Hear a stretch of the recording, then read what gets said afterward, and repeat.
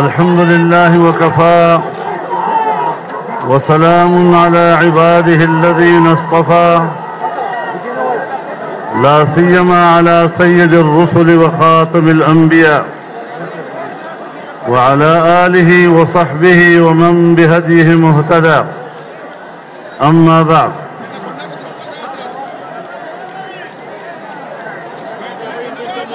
زعماء قوم،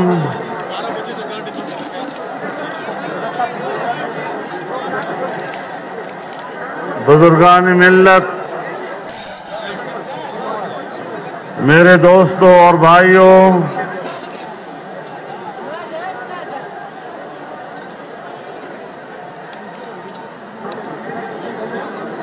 Pakistan democratic movement کے زیر اہتمام کوئٹہ میں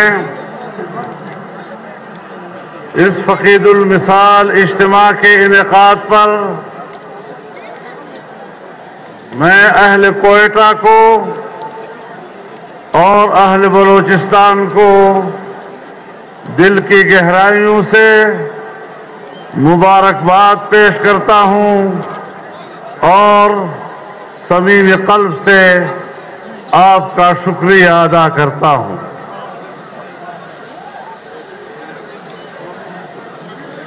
اپنی گفتگو کے آغاز سے پہلے میں ایک قرارداد پیش کرنا چاہتا ہوں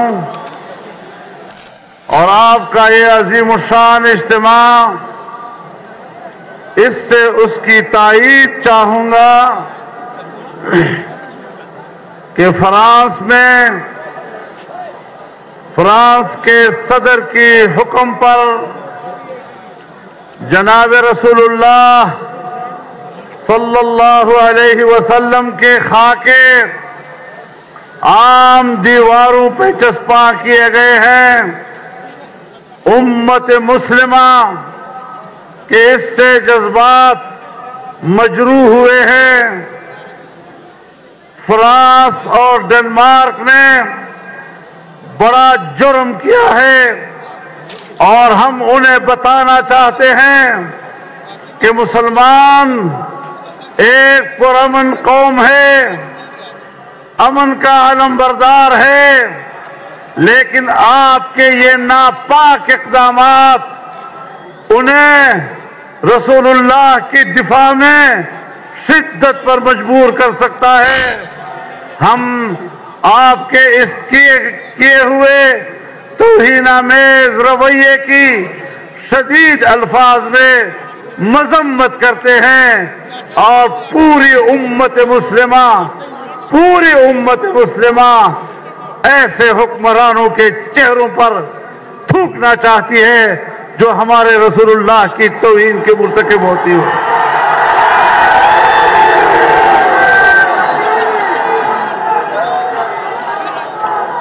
میرے خیال میں ہم سب کے ایک ہی جذبات ہیں اور ہم سب اس بات پر متفق ہیں کہ ایسے ناپاک اقدامات فوری طور پر روک دیے جائیں، جبکہ یورپ ہی کے ایک عدالت نے اسے اظہار رائے کہنے سے، اظہار رائے کی آزادی کہنے سے انکار کیا ہے اور اسے مسلمانوں کے جذبات کو مجروح کرنے کا سبب ہی نہیں کہا بلکہ اس کو جرم قرار دیا ہے۔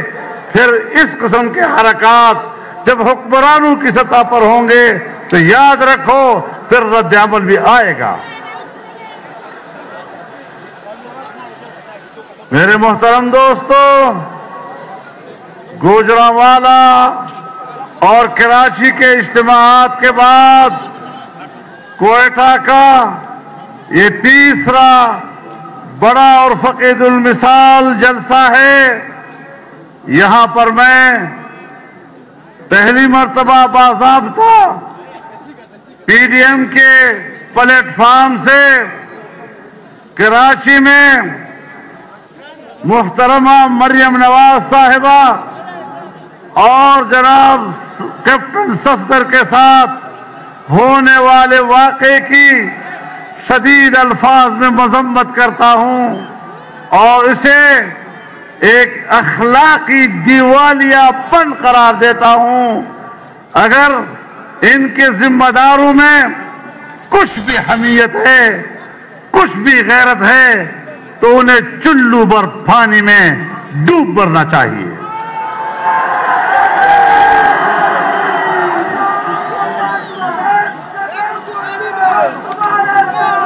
میرے محترم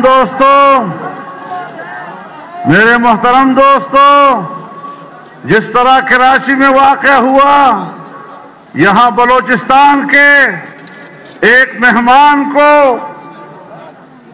ایئرپورٹ پر گرفتار کرنا، یہ بلوچستان کی روایات کے خلاف ہے، مہمانداری کے خلاف ہے۔ ہم اس کی بھی مذمت کرتے ہیں۔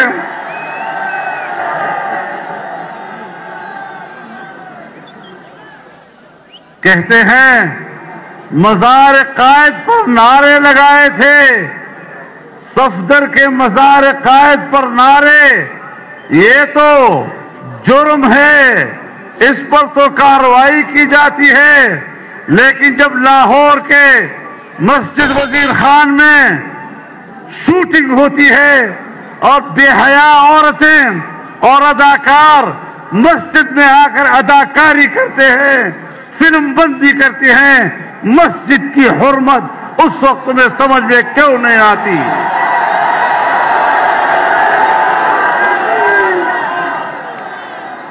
میرے محترم دوستو، وقت اگرچہ گزر چکا ہے کافی، لیکن چونکہ میاں نواز شریف صاحب نے ویڈیو لنک کے ذریعے خطاب کیا، جناب بلاول بھٹو صاحب نے ویڈیو لنک کے ذریعے خطاب کیا، میں ان دونوں خطابات کو خوش آمدید کہتا ہوں، لیکن اس کی وجہ سے مجھے اب ذرا تاریخی میں مغرب کے بعد آپ سے بات کرنی پڑ رہی ہے، لیکن انشاءاللہ اسی میں خیر ہے اور مجھے تفصیلی طور پر آپ سے بات کرنے کا موقع مل رہا ہے۔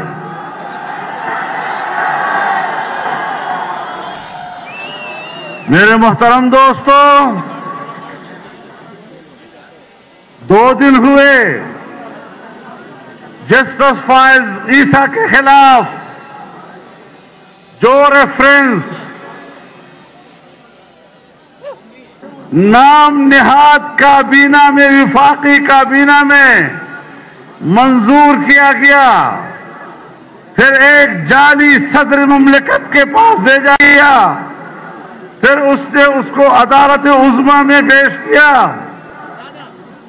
طویل عرصے تک اس کی سماعت ہوتی رہی، اور اب عدالت نے وہ ریفرنس خارج ہی نہیں کیا بلکہ اس کو بدنیتی پر مبنی قرار دیا گیا، اور 2 ججوں نے یہاں تک لکھ دیا کہ یہ اتنا بڑا جرم ہے کہ یا تو صدر مملکت کو مستعفی ہو جانا چاہیے اور یا پھر ان کا مواخذہ کر کے اس کو اس منصب سے علیحدہ کر دینا چاہیے۔ میں کہتا ہوں اگر کچھ بھی اخلاقی اقدار اس دنیا میں موجود ہے، آپ کا آئینی جواز تو پہلے ہی نہیں تھا، آپ کا قانونی جواز تو پہلے بھی نہیں تھا، لیکن عدالت کے فیصلے کے بعد آپ کے پاس حکومت کرنے کا اخلاقی جواز بھی نہیں رہا ہے۔ کس بنیاد پر تم کابینہ میں بیٹھے ہو؟ کس بنیاد پر وزیر اعظم کرسی پہ بیٹھا ہے؟ کس بنیاد پر صدر مملکت کے نام سے ایک شخص پریزیڈنسی میں بیٹھا ہوا ہے؟ آج عدالت عظمیٰ بھی عدالت عظمیٰ کا فیصلہ واضح طور پر اعلان کر رہا ہے کہ پاکستان کہ ہمارے پاکستان ڈیموکریٹک موومنٹ کا موقف درست ہے، یہ حکمران جعلی ہیں، جعلی تھے، اور ان جعلی حکمرانوں کے خلاف اب ہماری تحریک اور بھی زیادہ زور سے آگے بڑھے گی انشاءاللہ۔ گو عمران! بنی گالا تک آواز جانی چاہیے، گو عمران، گو عمران، گو عمران۔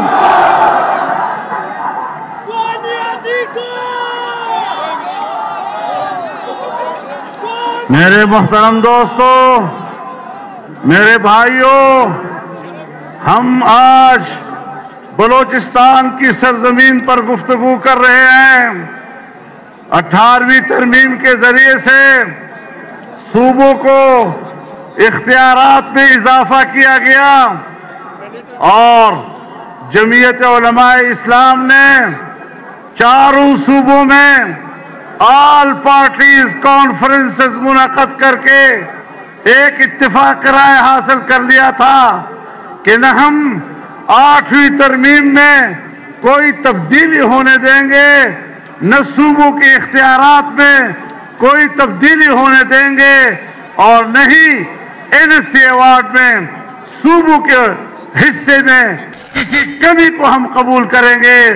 آج PDM کے اس پلیٹ فارم سے میں واضح اعلان کرتا ہوں کہ کوئی مائی کا لال یہ مت سوچے کہ ہم چھوٹے صوبوں کے حقوق غصب کر لیں گے، 18ویں ترمیم میں تبدیلی کر لیں گے، NSC ایوارڈ میں کمی لائیں گے۔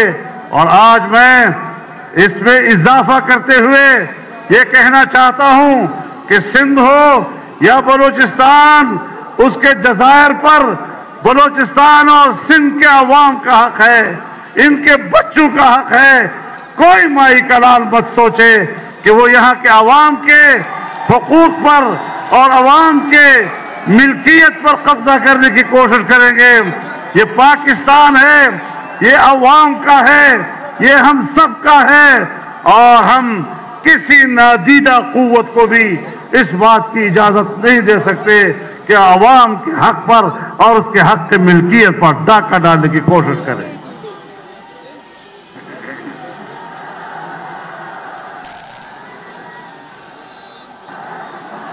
میرے محترم دوستو، ہمارے تمام اکابرین نے آپ سے باتیں کی، تفصیل سے باتیں کی، اور انہوں نے پاکستان کی تباہال معیشت کا تذکرہ کیا۔ میرے خیال میں یہ ایک ایسی صداقت ہے اور یہ ایک ایسی حقیقت ہے کہ جس کا انکار نہیں کیا جا سکتا۔ میرے محترم دوستو، جب پاکستان مسلم لیگ اور ہمارا اتحاد 5 سال مکمل کر کے آخری بجٹ دے رہا تھا تو ہم نے اپنے بجٹ میں آنے والے سال کے لیے سالانہ ترقی کا تخمینہ 5.5% رکھا تھا، لیکن انا اہلوں نے، انا لائقوں نے اگلے سال بجٹ پیش کر کے پاکستان کی سالانہ ترقی کے تخمینے کو 1.8 پہ لے آئے۔ کہاں 5.5% کا تخمینہ اور کہاں 1.8 پہ۔ اور ہم نے پچھلے سال جب آزادی مارچ کیا تھا، آپ کا بلوچستان جس انداز اس میں شریک ہوا تھا، آپ کا میرے اوپر قرض ہے کہ میں آپ کی خدمت پہ حاضر ہوں اور آپ کا تہہ دل سے شکریہ ادا کر رہا ہوں۔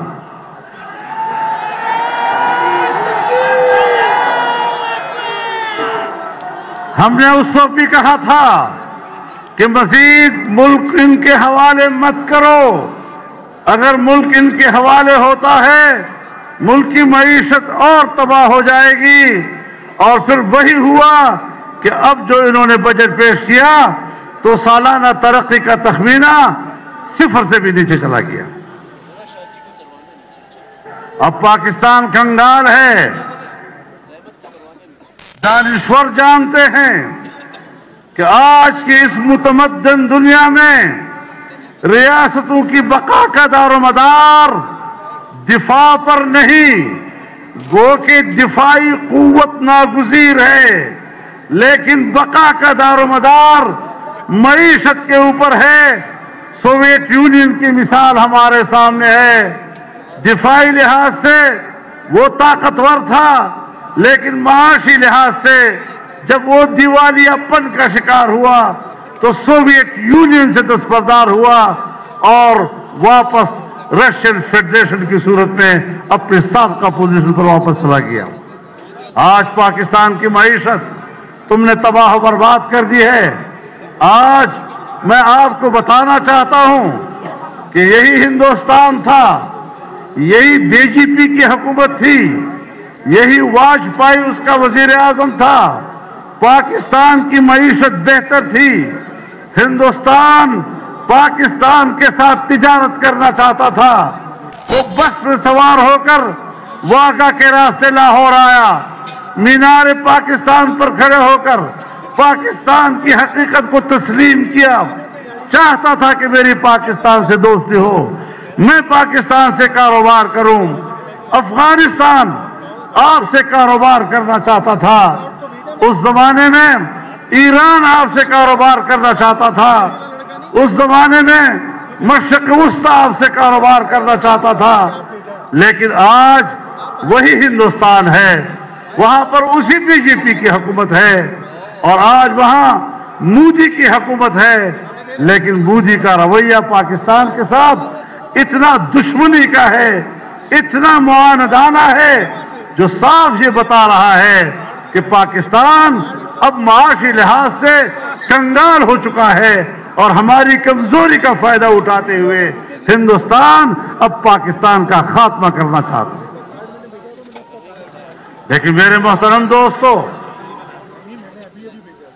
ایک طرف ہندوستان کا یہ رویہ، پچھلی حکومت میں ہم نے معاشی ترقی کے نئے راستے ڈھونڈے، ہم نے چائنا کے ساتھ رابطہ کیا، اور وہ چین جس کے 70 سال ہمارے ساتھ ایسی دوستی رہی کہ جس دوستی کو ہمالیہ سے اونچی، بحر الکاہل سے گہری اور شہد سے میٹھی دوستی کہا جاتا تھا، آج وہ معاشی دوستی میں تبدیل ہوئی۔ 70 ارب ڈالر اس نے پاکستان میں صرف کیے تاکہ یہاں سڑکیں بنے، یہاں صنعتی بستیاں قائم ہوں، صنعتی علاقے قائم ہوں، یہاں پاکستان میں بجلی کی پیداوار میں اضافہ ہو، ملکی معیشت مستحکم ہو۔ لیکن جب ان لوگوں کے ہاتھ میں حکومت آئی، انہوں نے نیا فلسفہ دیا۔ فلسفہ کیا تھا؟ انہوں نے فلسفہ دیا کہ پاکستان اس طرح کے میگا پروجیکٹ کا متحمل نہیں، ہم سی پیک کے متحمل نہیں ہے، ہم صنعتی بستیوں کے اور صنعتیں قائم کرنے کی پالیسی نہیں بنا سکتے، ہم بجلی کی پیداوار کی بڑے بڑے منصوبے نہیں بنا سکتے، ہمارے لیے چھوٹے چھوٹے منصوبے چاہیے، کٹے کا منصوبہ، مرغی کا منصوبہ، انڈے کا منصوبہ۔ لخ لعنت ہو تمہارے اس تصور پر کہ تم سمجھتے ہو کہ ہم ایک کامیاب معیشت دے رہے ہیں۔ نعرہ تکبیر! گو عمران! گو عمران! گو سلیکٹر! گو سلیکٹر! موبائل کی لائٹیں جلانی چاہیے، آخر تک جلائیں۔ میرے محترم دوستو، ہم نے آج چائنا جیسے دوست کو ناراض کیا ہے، ہم نے آج سعودی عرب جیسے دوست کو ناراض کیا ہے، جس نے ہر مشکل وقت میں آپ کا ساتھ دیا۔ جب آپ کے خزانے میں کچھ نہیں تھا اور تم چیخ رہے تھے کہ ہمیں مدد چاہیے، تو اس نے 3 ارب ڈالر آپ کے بینک میں رکھے، لیکن تم نے ان کی بھی توہین کی۔ تم خارجہ پالیسی کہاں جانتے ہو؟ تم نے پاکستان کو تنہا کر دیا، اور آج افغانستان بھی آپ کی بات نہیں کر رہا۔ ایک زمانہ تھا جب اس بات پر بحث ہو رہی تھی کہ ایران سے ہندوستان تک پاکستان کے راستے گیس پائپ لائن جانی چاہیے، تم نے ان منصوبوں کو بھی خاک میں ملا دیا۔ جب ترکمانستان، افغانستان، پاکستان اور انڈیا کے درمیان گیس پائپ لائن کی بات ہو رہی تھی، آپ نے ان منصوبوں کو بھی خاک میں ملا دیا۔ آج نہ افغانستان کی دلچسپی ہے پاکستان میں، آج نہ ایران کی دلچسپی ہے، وہ آج انڈیا کے کیمپ میں بیٹھا ہوا ہے، اور چائنا بھی آپ سے دور ہو گیا۔ تو آپ کی خارجہ پالیسی ہے ہی نہیں، اور نہ تمہیں شعور ہے کہ خارجہ پالیسی کس چیز کو کہتے ہیں، پاکستان کا مفاد کس کو کہتے ہیں۔ ہماری خارجہ پالیسی کا محور ہمیشہ کشمیر رہا ہے۔ آج ہم بات کرتے ہیں کشمیر کی، تو میں بتانا چاہتا ہوں کہ جو کچھ کشمیر اور گلگت بلتستان کے ساتھ ہو رہا ہے، کیا عمران خان نے خود یہ فارمولہ نہیں دیا تھا کہ کشمیر کو 3 حصوں میں تقسیم کر دو؟ اور صرف یہ نہیں کہ انہوں نے کشمیر کو 3 حصوں میں تقسیم کرنے کا فارمولہ دیا تھا، انہوں نے دعا مانگی کہ اللہ کرے ہندوستان میں مودی جی کی حکومت آئے، اور پھر جب ہندوستان نے کشمیر کی خصوصی حیثیت کو ختم کیا تو انہوں نے گھر بیٹھے بیٹھے خاموشی سے اس کو تسلیم کر لیا۔ یہ کشمیر فروش ہیں، انہوں نے کشمیر کو بیچا ہے۔ کشمیریوں کے 70 سالہ مظلومیت ان کی نظر میں کوئی حیثیت نہیں رکھتی۔ گلگت بلتستان ہمارے بھائی ہے، ہم کشمیریوں کو اپنے جسم کا حصہ سمجھتے ہیں، لیکن اس طرح کا تصور دینا کہ ہم اسے پاکستان کا 5واں صوبہ بنا دیں گے، آپ بالکل بنائیں، لیکن جو موقف ہم نے 1949 میں سلامتی کونسل میں پیش کیا تھا اور اقوام متحدہ میں ہم نے جو کشمیر کے نقشے پیش کیے تھے، ان میں ہم نے آل جموں کشمیر کے نقشے میں گلگت بلتستان کو بھی پیش کیا ہے۔ اگر آج ایک حصے کے اوپر ہندوستان قبضہ کر لے، دوسرے کے اوپر ہم قبضہ کر لیں، آپ بتائیں کہ سلامتی کونسل کے قراردادوں اور اقوام متحدہ کے قراردادوں کے حوالے سے پاکستان کی ریاستی موقف کی کیا حیثیت رہ جائے گی؟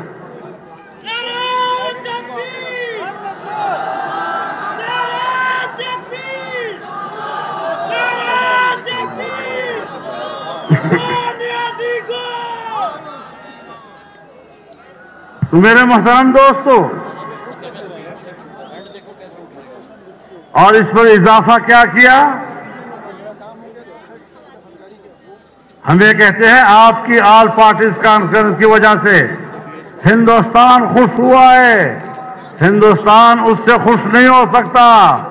ہندوستان نے اس وقت خوشی منائی جب آج کی ہماری پاکستان کی وفاقی حکومت نے آزاد کشمیر کے وزیر اعظم کے اوپر غداری کا مقدمہ درج کیا ہے۔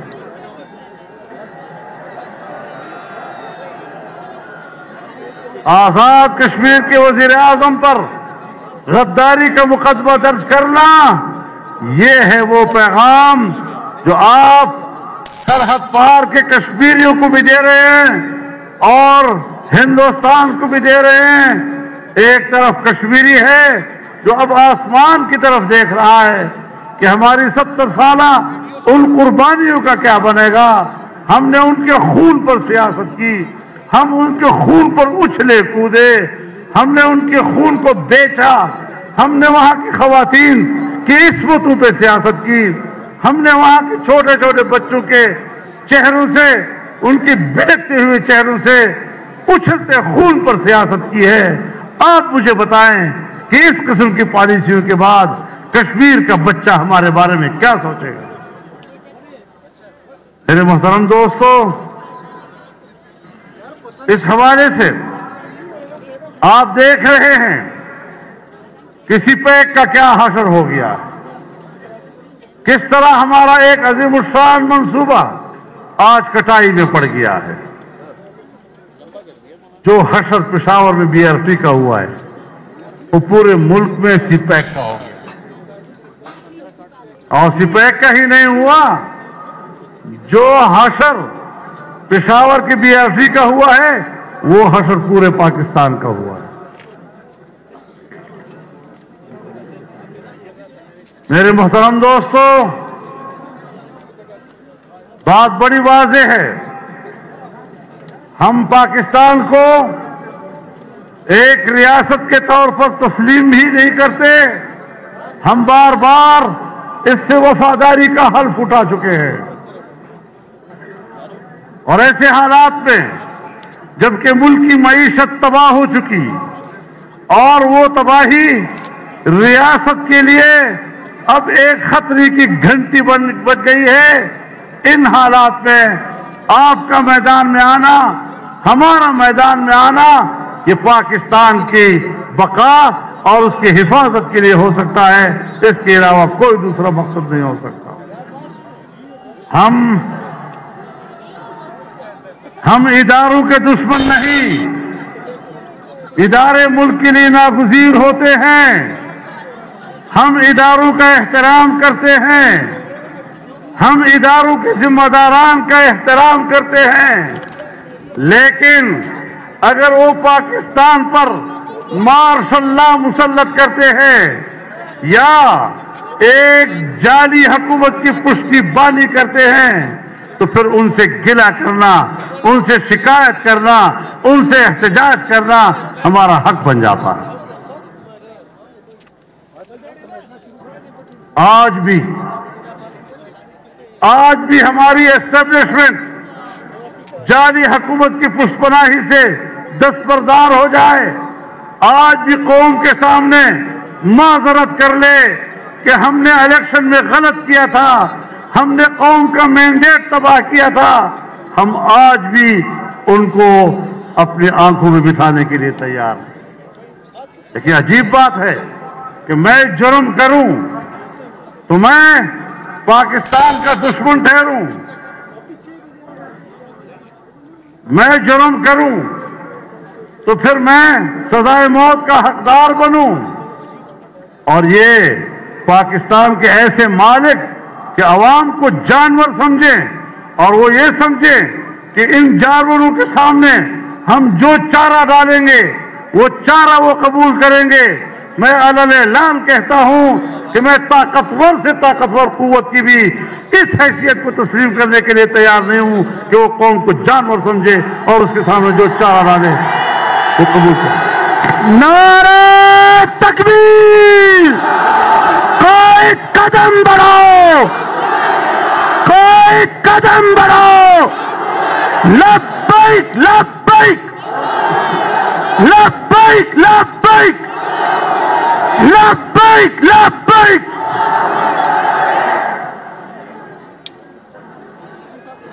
اب اگر ہمیں کہا جاتا ہے کہ ایسے حکمرانی کو تسلیم کرو، ان کی عزت کرو،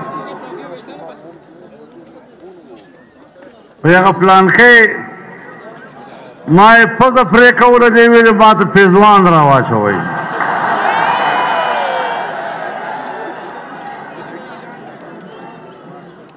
تو خود دے قابل نہیں چتافور دے پوزئی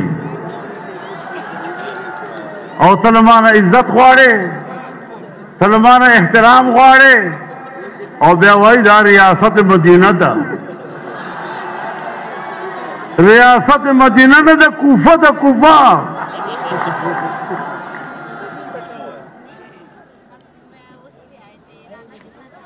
ہم مدینہ مزاج والوں کی، ہم مدینہ مزاج والوں کی زندگی کٹ رہی ہے کوفے میں۔ واہ واہ واہ! حسینی کردار زندہ کریں گے۔ میرے محترم دوستو، ہم جن حالات سے گزر رہے ہیں، جس نبی مرسل کے ہم امتی ہیں، ان کی ایک شان ہوا کرتی ہے، اس میں ایک کردار حسین کا ہوتا ہے، دوسرا کردار یزید کا ہوتا ہے۔ ہم حسین کے پیروکار ہیں واہ جنہوں نے یزید کے اقتدار کو کبھی تسلیم نہیں کیا.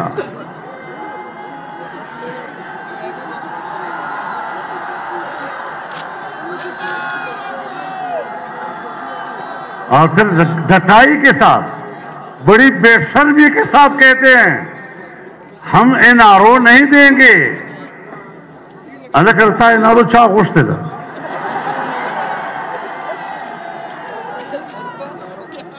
اس کو بطے NRO گواڑے انشاءاللہ نبے درگو کو خوے خوش ہوا. NRO ہماری ضرورت نہیں. NRO اب تمہاری ضرورت ہوگی. اور تم نے انصاف کے نام پر قوم کو دھوکہ دیا.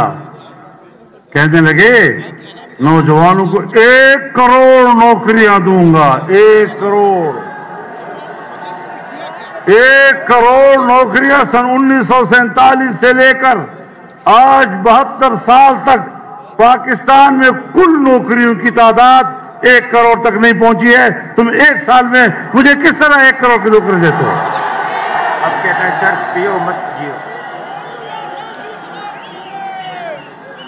کس طرح نوجوان کو اس طرح دھوکہ دیا جاتا ہے؟ کس طرح بے روزگار نوجوان کو کے مستقبل کو تاریک کیا گیا ہے؟ اب کہتے ہیں بھنگ پیو اس کو بنگ چھو چرس بچو. قوم خلا چرسے آندھی قوم سے پچرس کو عادت کئی خلا بنگے آندھی خلق کو بنگو عادت کئی.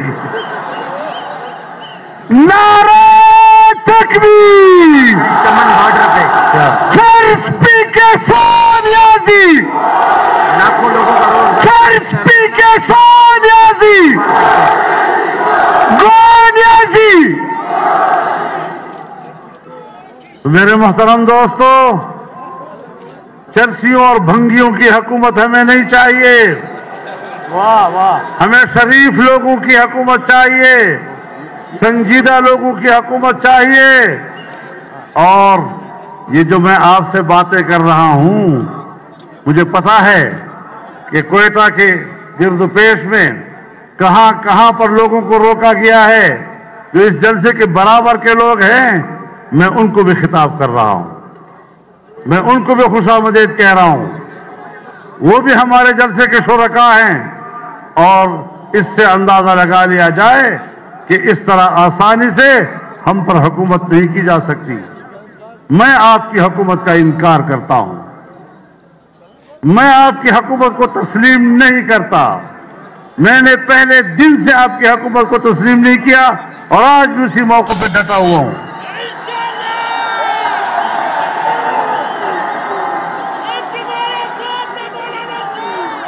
تم نے لوگوں سے روزگار چھین لیا ہے. تم نے 1 کروڑ نوکریاں کیا دینی ہیں؟ تم نے 26 لاکھ سے زیادہ برسر روزگار ملازمین کو ملازمتوں سے نکال دیا ہے. آج بھی اسلام آباد کے ڈی چوک پر کبھی ٹیچرز آ رہے ہیں, کبھی سوشل ہیلتھ ورکرز آ رہی ہیں, کبھی کوئی طبقہ آ رہا ہے, چیخ رہا ہے, چلا رہا ہے, اپنا حق مانگ رہا ہے. تمہیں ان کی چیخو پکار وہ آسمان کو جا پہنچی, لیکن تمہارے ایوانوں میں اس کی آواز نہیں سنائی دے رہی. ریڈیو پاکستان سے ملازمین کو نکالا گیا, 2-3 دن ہوئے. PIA سے ملازمین کو نکالا گیا, لوگوں کو بے روزگار کیا گیا. اور ابھی آپ کے سامنے خواتین اور معصوم بچے کھڑے تھے جو کتبے اٹھائے ہوئے تھے, اپنے پیاروں کے لیے کہہ رہے تھے کتنے کتنے سالوں سے یہ لاپتہ ہیں, خدا کے لیے ہمارے پیارے ہمارے حوالے کیے جائیں. لیکن یہ شقی القلب قوتیں جن کے دل سیاہ ہو چکے ہیں, جن کے دل پتھر ہو چکے ہیں, انہیں انسانی حق کی کوئی قدر نہیں ہے. میں انسانی حقوق کے عالمی اداروں سے کہنا چاہتا ہوں کہ اگر آپ واقعی انسانی حقوق کے لیے کام کر رہے ہیں تو پاکستان کے اندر یہاں پر جو انسانوں کے ساتھ ہو رہا ہے اور یہاں پر جو انسانوں کے حقوق پامال ہو رہے ہیں آئے ذرا اس کا آپ خود حساب لے لیں۔ میرے محترم دوستو، ہم کیا بات کریں؟ وہ امریکہ جو سمجھتا ہے کہ ہم پاکستان کے آقا ہیں، ہیلری کلنٹن نے چند روز پہلے اس کا انٹرویو منظر عام پر آیا ہے اور اس سے پوچھا گیا کہ ڈیپ اسٹیٹ کس کو کہتے ہیں؟ گور ریاست چشتوائی پہ جواب کی اور توائی کہ حکومت کے وہ جواب میں کہتی ہے کہ جس ملک میں فوج اور ان کی جاسوسی ایجنسیوں کی حکومت ہو اور اگر ان کو چیلنج کیا جائے تو پھر لوگوں کو پکڑتے ہیں، لاپتہ کرتے ہیں، قتل کرتے ہیں، کوئی عدالت ان کے سامنے نہیں ہوتی، جیسے کہ پاکستان، جیسے کہ پاکستان۔ یہ میں نہیں کہہ رہا، وہ آقا آپ کو خود کہہ رہا ہے، اس کا خاوند وہاں کا 2 مرتبہ صدر رہ چکا ہے اور جو خود صدارت کے لیے امیدوار رہ چکی ہے۔ تو معمولی لوگوں نے وہاں بات نہیں کی ہے، تو ہمیں ذرا اپنا چہرہ آئینے میں دیکھ لینا چاہیے۔ ہمیں پاکستانی قوم کی اس صورتحال ہمیں قبول نہیں ہے۔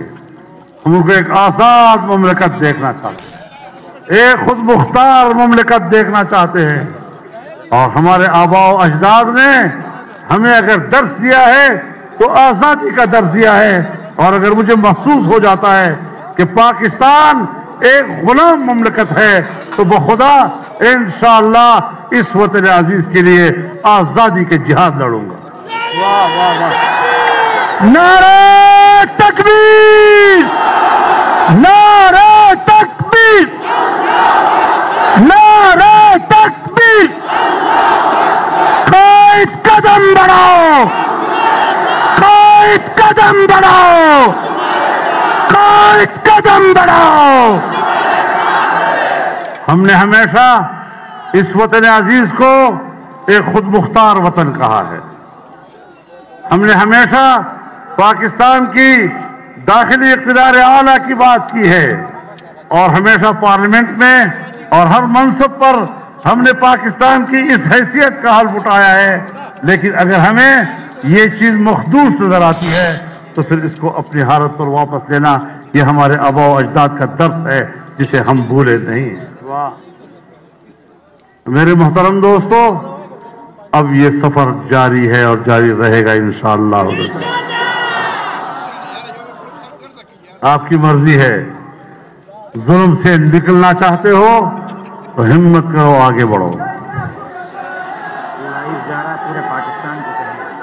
پورے قوم سے کہنا چاہتا ہوں، پورے پاکستان کے جوانوں سے کہنا چاہتا ہوں، پورے پاکستان کے بوڑھوں سے بزرگوں سے کہنا چاہتا ہوں، پورے پاکستان کے ماں اور بہنوں سے کہنا چاہتا ہوں کہ اگر پاکستان کو مستحکم بنانا ہے، اس کو آزاد رکھنا ہے، اس کو معاشی طور پر خوشحال رکھنا ہے تو پھر میدان میں جانا ہوگا۔ گھروں میں بیٹھے بیٹھے آزادی نہیں ملا کرتی، گھروں میں بیٹھے بیٹھے خوشحالی نہیں ملا کرتی۔ ہر شخص کمانے کے لیے گھر سے باہر تو نکلتا ہے نا، گھر میں بیٹھے بیٹھے تو روزی اس طرح نہیں آئے گا، کچھ محنت کرنی پڑتی ہے۔ اگر پورے ملک میں پوری قوم پر اس قسم کے حالات مسلط ہو جائیں تو پھر قوم کو نکلنا پڑتا ہے۔ اس لیے میں واضح کر دینا چاہتا ہوں کہ ہماری فوج ہمیں عزیز ہے۔ میرے نزدیک فوج کی حیثیت ایسی ہے جیسے آنکھوں کی پلکیں، سرگ بانا، آنکھوں کی پلکیں سرحدات، آنکھوں کی سرحدات کی حفاظت کرتی ہے، اور یہ صرف سرحدات پر ہی ہوتی ہے۔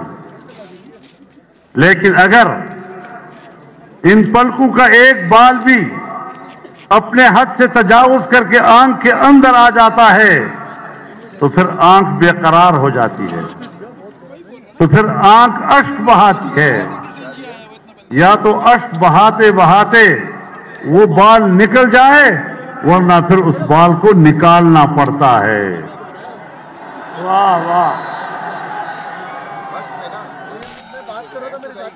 मैं इतना कहना चाहता हूं ताकतवर लोगों से कि हमारी मोहब्बत का मजाक मत उड़ाओ, हमारी वफादारियों का मजाक मत उड़ाओ, कौम को उस हद तक मत ले जाओ कि फिर वापस आना मुश्किल हो जाए। हमने इस मुल्क को एक रखना है, हमने इस मुल्क के अवाम के हुकूक की बात करनी है, हमने छोटे सूबों के हुकूक की बात करनी है और दुनिया में पाकिस्तान की इज्जत और वक़ार को ऊंचा करना है। इंशाअल्लाह इस पर आपका और हमारा इत्तेफाक राय है और इसी नुक्ते नज़र को लेके हमने आगे बढ़ना है, हिम्मत के साथ आगे बढ़ना है, जुर्रत के साथ आगे बढ़ना है और वफादार की हैसियत से हमें आगे बढ़ना है। अल्लाह ताला हमारा हामी व नासिर हो। व आखिर दावाना अनिल हम्दुलिल्लाहि रब्बिल आलमीन।